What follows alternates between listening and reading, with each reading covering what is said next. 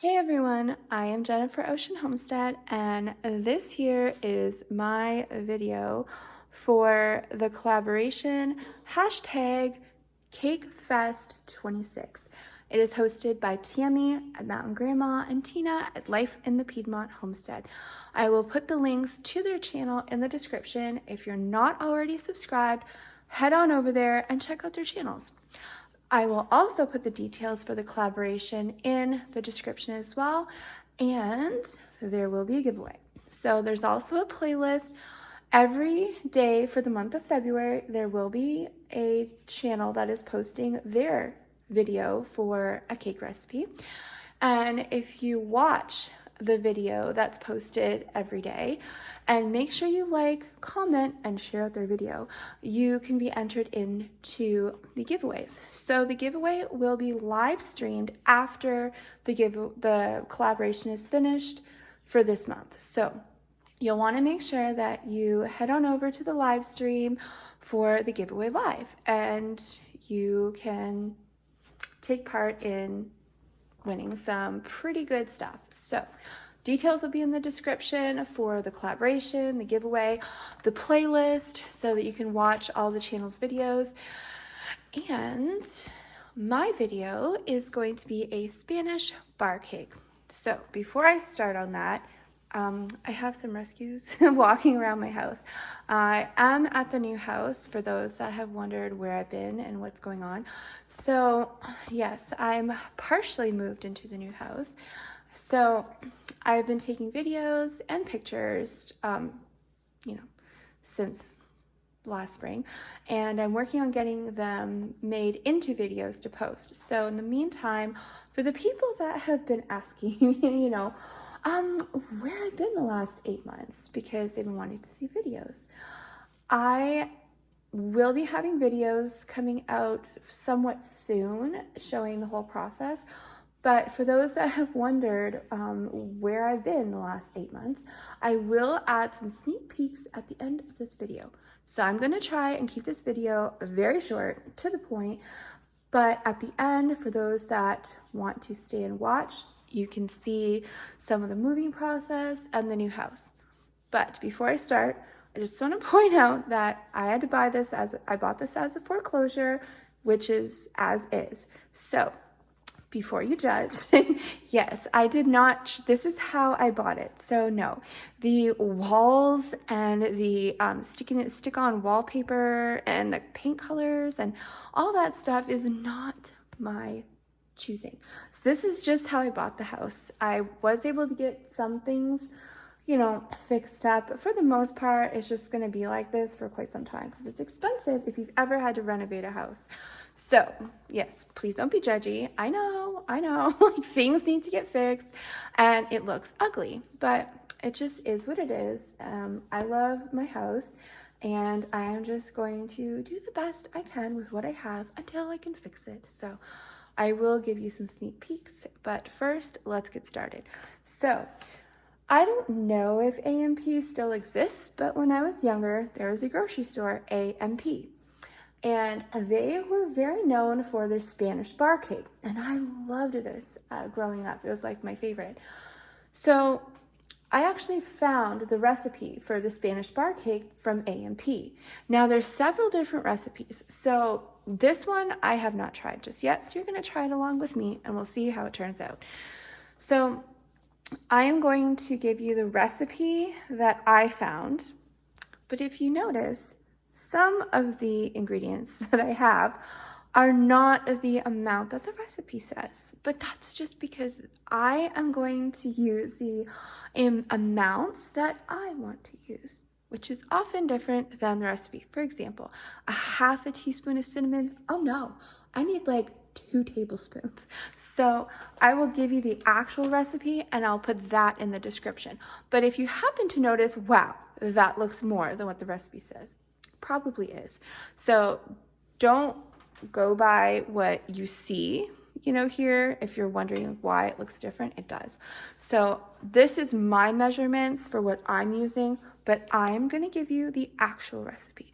So the actual recipe it starts with 2 cups of water. Now the water is to boil your raisins, and then you add everything else to that. I always pre-soak my raisins and walnuts if I'm baking, or if I'm just gonna eat raisins, I pre-soak them so it rehydrates them. So I've already pre-soaked mine, but you know, if you haven't, that's fine, because you do have to boil them. Anyways, so it's just, if they're pre-soaked, you don't have to cook that long on the stove. You just need to heat the water up just enough to melt the butter. So you start with 2 cups of water, and that water you're then adding everything else to. That's why we have water over there. So 2 cups of water, 1 cup of raisins, and then a half a cup of butter, and then 1 cup of sugar, and then we have 1 teaspoon of baking soda. That was my cat, bless you. And then we are at 2 cups of all-purpose flour, preferably sifted. Then you'll want half a teaspoon of the following: ground cloves, ground cinnamon, ground nutmeg, ground allspice, and salt. Well, I don't have ground cloves, but I have whole organic ones. And I did find a grinder half price at the superstore about 1 or 2 years ago. Anyways, so it just happened to need a grinder. So I opened it for the first time today, and I ground my own cloves into powder. Wow, I have never smelled something so amazing. So the best smelling spice I've ever smelled is that ground cloves. It is amazing. So I definitely highly recommend to grind your own cloves. I also don't have ground nutmeg. I have whole nutmegs here.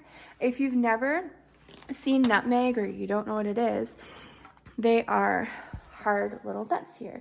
And I bought this at Dollarama probably oh my goodness, maybe 5 years ago. No, 6 or 7 years ago at least, maybe longer. Really cheap, and it is amazing. I love this spice grater. So I used this, and I grated up nutmeg. So I have also the Ceylon cinnamon there. That's what I use. And so I do not have allspice, and that's okay. If you're missing a spice, it's fine. So, I mean, I overload on the cinnamon anyways, and I also added a little extra of the cloves because it just smells so good. So I'm pretty sure I'm fine not having allspice. And if you don't have the individual spices, not a problem. You got pumpkin pie spice or apple pie spice, feel free to use that. Now, obviously it may not come out, perfectly to the recipe. This is exactly how it's supposed to taste, but I'm pretty sure it's going to be delicious. So if you don't specifically have these ingredients, I'm sure it's fine. And then you also need 1 egg, and then you're also going to need a half a cup of walnuts over here, which I have way more than half a cup, and that's all right. Now, this is just for the cake batter, and that's what I'm going to do. We're going to get that mixed, get it in the oven, and then I will bring you back and show you the frosting part. The rest is like the ingredients we need for the frosting, get it made, and then when our cake is cooled, I'll show you how to put that on. It is a layer cake, so it's just a rectangle with a layer of frosting, and then your cake, and then your frosting. It is traditionally not frosted on the top and the sides, just the top and in the middle, and it is so good. So let's get this done. First thing you're going to do is boil your water. You're going to add your raisins. I'm also going to add the walnuts because you can add them both together. So I'm going to put both of them in there. And then that it says boil for 10 minutes. I've already pre-soaked mine and they're already hydrated. So I only need to just maybe boil it for like 5 minutes or less. And then you're going to add your butter to that boiled water and raisin mixture. And once you've got that done, then you can add your sugar, and then your spices and your salt. And then, well, obviously you're going to take it off the burner as soon as it's boiled, you take it off the burner, add your things. So by the time you've added your sugar and your spices, should be cooled down enough you can add your egg. Now, it does say to fold in your flour, do not overmix. So after you've got your water mixture all mixed up good, then you can add your flour with your baking soda. So definitely want to mix your baking soda into your flour, then fold it into your cake. After that is done, then we're going to put it in the oven. So I'm going to take care of this so you don't have to watch it. And I'm going to mix it all, get it all done. And I will bring you back and show you what it looks like when the batter is ready and it's in the pan ready to go. And I'll show you that process on cooking it. And then we'll go to the next step. Here I started chopping the walnuts that I soaked. I also soaked the raisins. So raisins, I always soak them before using them in cooking or just eating them plain.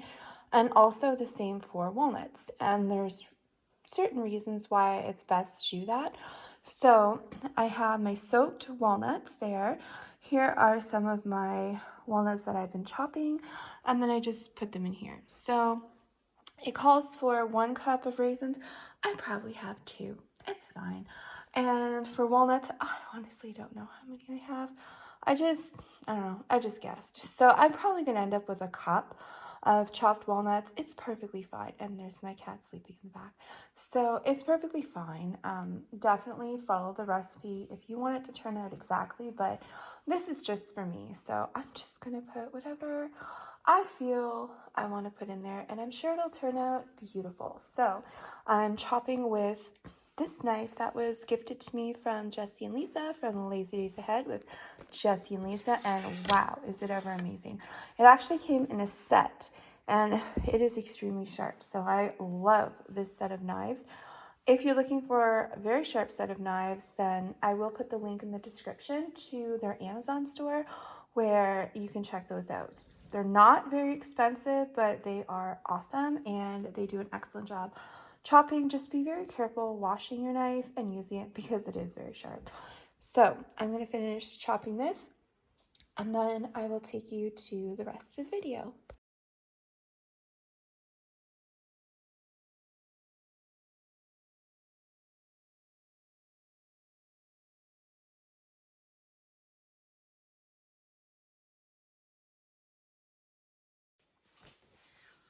Okay, so the mixture that you had to boil on the stove was done. That was the water, raisins. I also added the walnuts in it as well, and the butter. I also added the salt, and after it boiled, then I added the sugar. I did not do things in the exact order the recipe called for, but that's just because I have my own way of doing things. So I did add those together, and then I put it in the garage, which is freezing cold, so it can cool down, because I don't want to put the hot mixture in here with the egg. So I let it cool down, and then I poured it in here, which was the flour, baking soda, and then also added the egg. So this is done. Now I'm going to put it in this here, which is my favorite thing. So if you've ever used silicone, one of the things that I've noticed, I bought expensive silicone and I was not happy with it because I don't understand why you buy silicone and you have to grease the silicone, or why does food stick to it? So the purpose of using silicone is so that you don't have to grease anything and that it doesn't stick.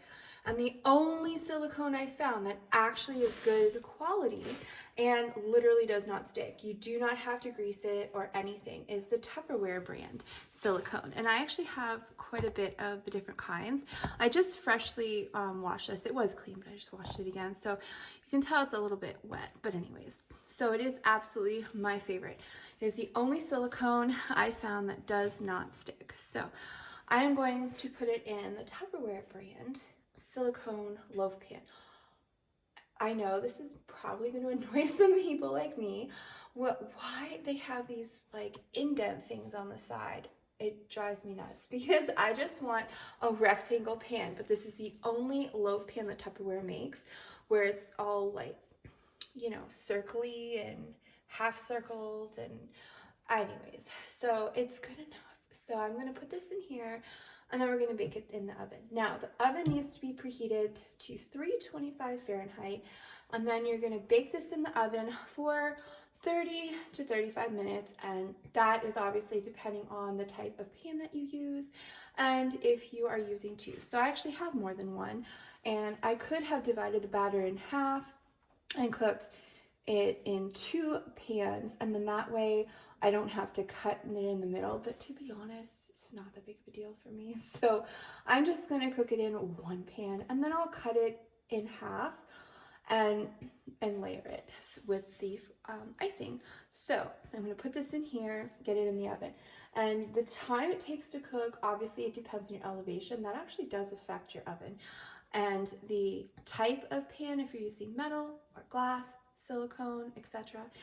That's going to also depend on the amount of time it takes to properly cook, and also if you're dividing your batter.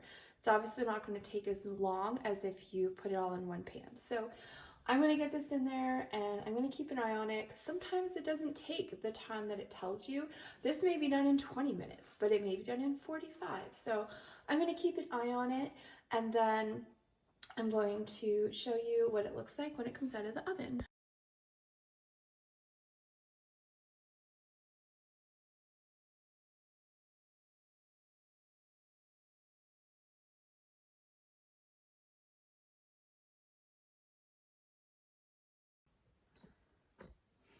All right, I have the icing ready, and I'm going to let you know what I did, because I will post the exact instructions on the recipe, but I usually don't do the exact instructions. I have my own way of doing things, so I'm just gonna let you know what I did, but I also want to make sure that you know what the recipe says to do.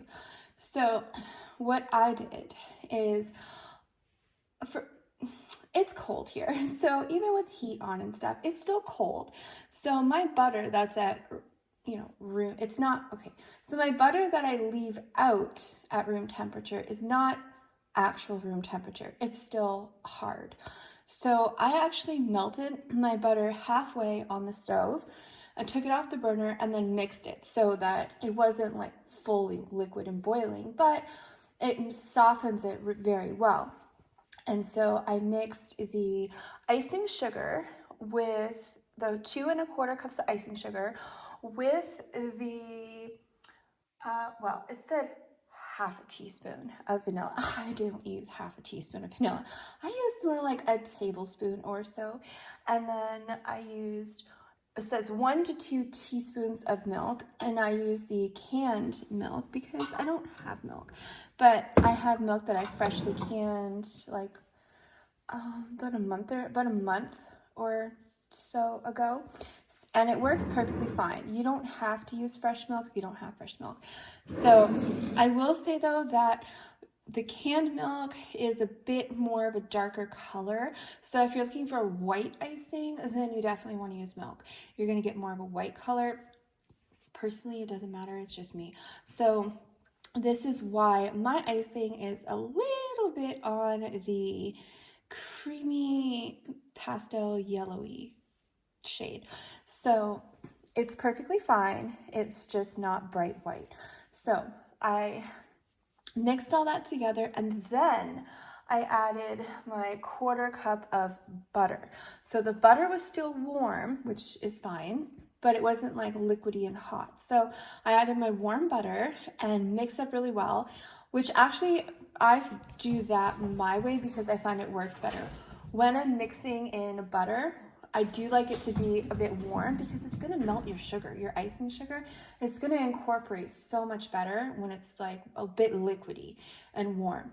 And then once I get it really good and mixed, I just let it sit. Now this here turned out excellent. Oh, that there is not dirt. That is a bruise from moving firewood. A log fell on my thumb and I have a big black bruise under my thumbnail. It's been there for a month, which is odd, but anyways. So you can see this is, it's not like a traditional buttercream recipe or anything like that. And it's not supposed to be. This particular icing is specific for, that Spanish bar cake. So this is how mine turned out. But again, I used warm butter, like partially liquidy. So this here is just gonna sit, and as it gets back to room temperature, it's gonna get hard, like harder. So yeah, it is very smooth right now, which is fine, but it is going to harden up. Now, if you make your icing and you find it is a bit too soft or smooth, you can just add more of the icing sugar and then it'll harden it up. So this here, I'm pretty sure it'll be fine because the butter does need to come back to room temperature. So I don't want to add any icing sugar to this just yet because I'm pretty sure that as the butter gets back to like a room temperature and starts to like harden, I'm gonna get a thicker, harder frosting, which will be perfect. So my cake is in the oven cooking, and I have this here getting back to room temperature.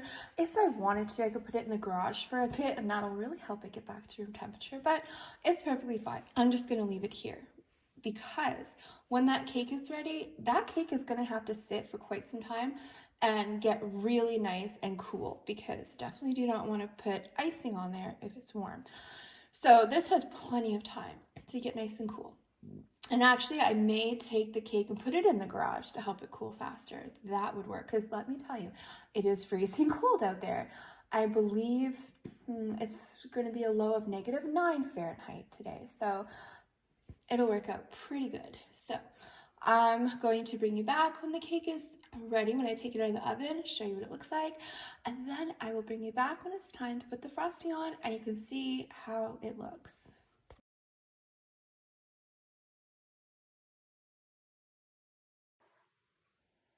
I just took this out of the oven. It looks beautiful. It did take much longer to cook than I thought, but that's okay.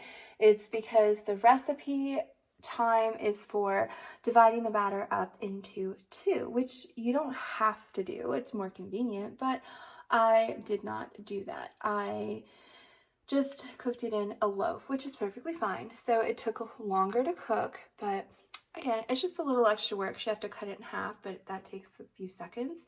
So I'm going to allow this to cool, and then I will bring you back and we will cut it in half, put the icing on it, and I'll show you the finished product. Oh, it smells so good. So I've cut this loaf in half, and now I'm just letting that little bit of heat that was in the middle come out, and the rest of it's pretty much cool. But this here needs to get nice and room temperature. I did put this in the garage for a bit, and that really helps because it's basically freezing in there. Yeah, it's a low of -9 Fahrenheit today, so pretty good. But this here, I'm just gonna let this sit like this for a bit, and then we're going to take our icing over here, and we're going to put it on one layer, and then we're going to put the top on top, and then we'll put the other half of the icing on the top, not the sides, just the middle and the top. And I love this. So I had gotten this a long time ago and never used it. It's just a plastic thing right here. And so after you put the icing on, you can just go like this, and it makes that little decorative thing. And that is exactly what the Spanish bar cake at A&P had on the top. It went like this, and I wanted to be festive, and so I'm going to finish the top layer with this, just so it will look just like the A&P cake that I remember. So I'm going to let this get to room temperature, and then we're going to icing the cake.